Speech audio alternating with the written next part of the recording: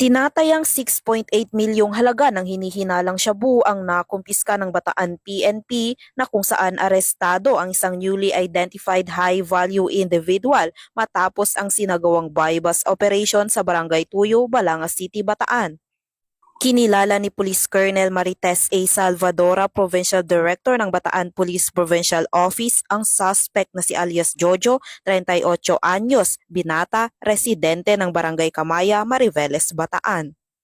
Nasamsam mula sa kanya ang tinatayang 1 kilo ng hinihinalang shabu na may standard drug price na humigit kumulang 6,800,000 pesos.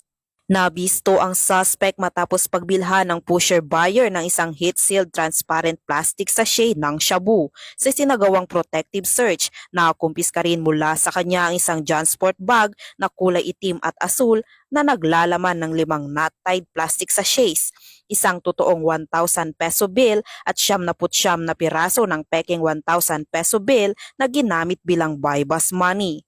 Ang operasyon ay pinangunahan ng Station Drug Enforcement Unit ng Balangas City Police Station sa ilalim ng pamumuno ni Police Lieutenant Colonel Victor A. Cakdak, Chief of Police, batay sa Target Intelligence Packet bilang bahagi ng pinaigting na kampanya ng Police Regional Office 3 laban sa iligal na droga.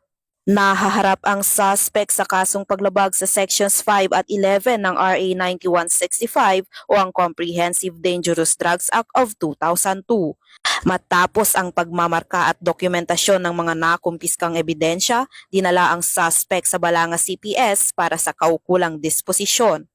Nagbigay naman ng babala si Police Colonel Salvadora sa lahat ng sangkot sa iligal na droga na hindi titigil ang mga kapulisan hanggat hindi nalilinis ang lalawigan sa mga iligal na gawain.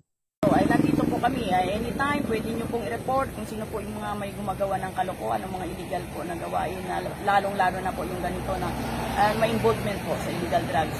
Okay. Nandito po kami magsiservisyo sa Bataan area. Ang tagumpay na ito ay patunay na walang humpay na kampanya ng Bataan PNP laban sa iligal na droga para sa mas ligtas at mapayapang pamayanan.